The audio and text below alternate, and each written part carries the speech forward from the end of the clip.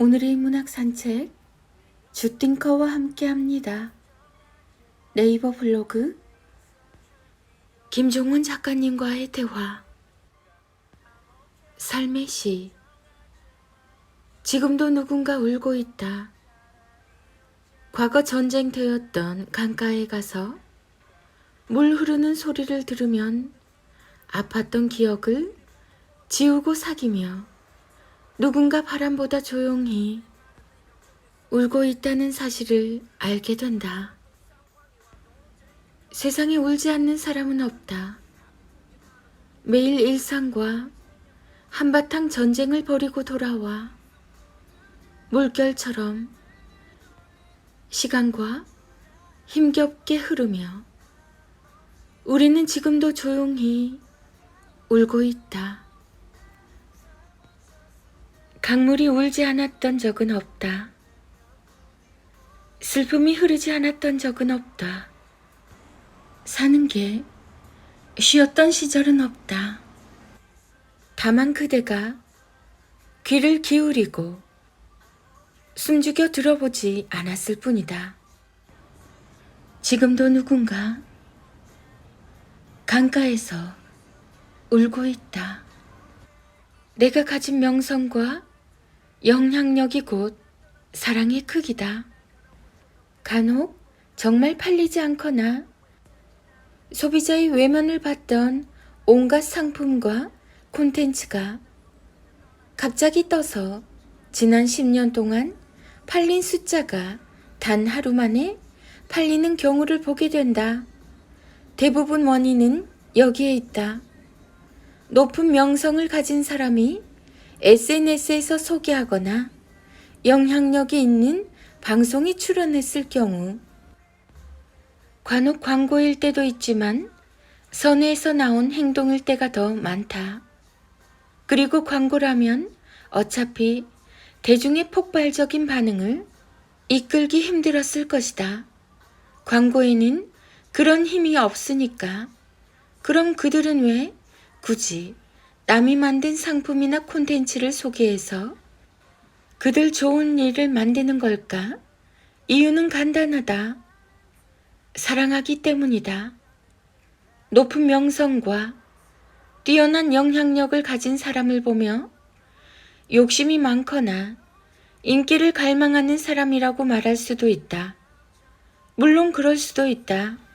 하지만 우리는 본질을 볼 수 있어야 한다. 욕심이 많다고 누구나 원하는 명성과 영향력을 손에 쥐는 건 아니기 때문이다. 그들에게는 앞서 말한 것처럼 남들에게는 없는 사랑이 있다. 분투하는 사람들을 내 명성과 영향력을 활용해서 돕고 싶다는 사람의 마음이 그들을 그 자리에 앉게 해준 것이다. 사랑하는 사람은 결코 멈추지 않는다. 내가 나아져야 내가 사랑하는 소중한 사람들에게 더 나은 것을 줄 수 있기 때문이다. 세상에서 가장 순수한 사랑은 사랑하는 대상에게 힘을 내라고 말하는 것이 아니라 그에게 더 좋은 것을 주기 위해서 내가 힘을 내는 것이다. 내가 가진 명성과 영향력이 곧 그 사람을 향한 사랑의 크기다. 그래서 사랑하는 만큼 우리는 성장한다. 사랑이 최고의 지성이다. 늘 기적을 만날 준비를 하라. 늘 기적을 만날 준비를 하라. 하나 묻는다. 당신이 생각하는 핫도그 하나의 값은 얼마인가? 이번에는 좀 더 분명하게 묻는다. 세계 최고의 맛을 내는 핫도그라면 얼마까지 낼 수 있나? 여기 짐작도 할 수 없을 정도로 고액을 낸 미국의 한 남성이 있다.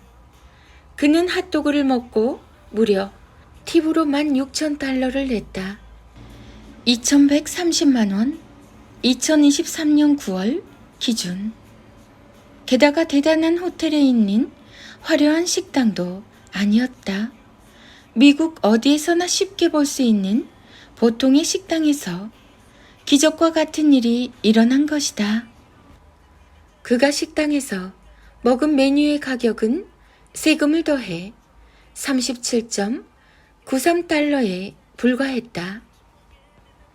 도저히 이 사실을 믿을 수 없었던 식당 주인은 손님이 실수로 0을 몇 개 더 붙인 것이라고 생각하며 다시 알아봤다.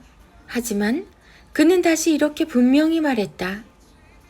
16,000달러가 맞습니다. 놀란 식당 주인이 다시 물었다. 진심인가요? 그러자 그 손님은 이렇게 답했다. 열심히 일하는 여러분에게는 이 돈을 받을 자격이 충분합니다. 더욱 중요한 건 그가 이런 거액을 전달한 것이 다른 어떤 이익을 위해서 한 행동이 아니었다는 사실이다. 주변에 착한 사람처럼 보이려고, 대중적 이슈가 되려고, 다양한 보답을 받으려고 한 행동이 아니었다. 정말로 식당에서 보여준 서비스와 접객 태도가 훌륭해서 이에 감동해서 낸 돈이었던 것이다. 실제로 거액의 팁을 준 그는 신원을 밝히지 않았고 해당 가게의 단골도 아니었고 식당의 무료 식사 쿠폰 제안도 거절했다. 이야기는 여기에서 끝나지 않는다. 마무리까지 아름다웠다. 코로나19 사태로 어려움을 겪었던 그는 자기만 생각해서 돈을 다 가져가지 않았다. 모두가 함께 어려웠기 때문에 모두가 함께 이룬 결과라고 생각해서 16,000달러의 팁을 홀과 주방 직원 30여 명과 공평하게 나눠 갖기로 한 것이다. 당신도 늘 기적을 만날 준비를 하라.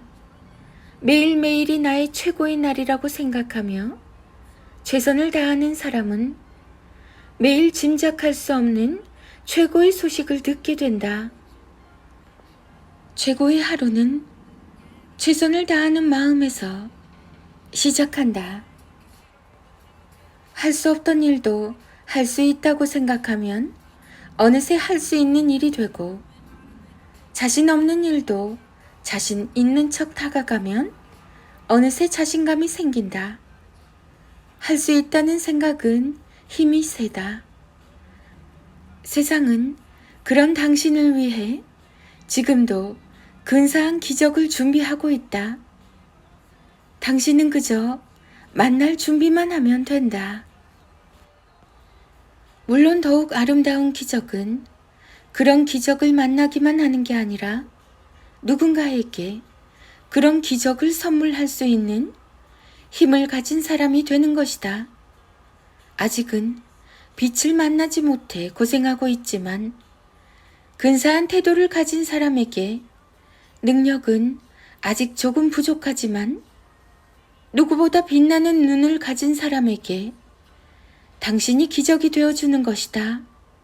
그렇게 우리가 세상에서 만날 아름다운 기적은 하나, 둘 늘어난다.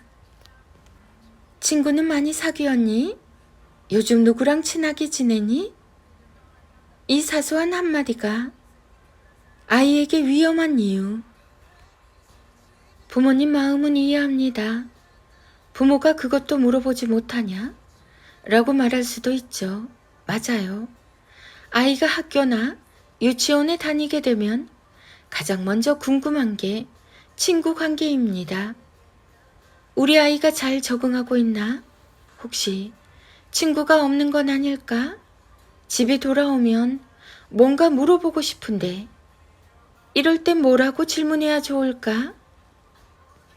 그런 고민 끝에 최대한 아이 마음을 배려했다고 생각하며 결국엔 이렇게 묻게 되죠. 친구는 많이 사귀었니?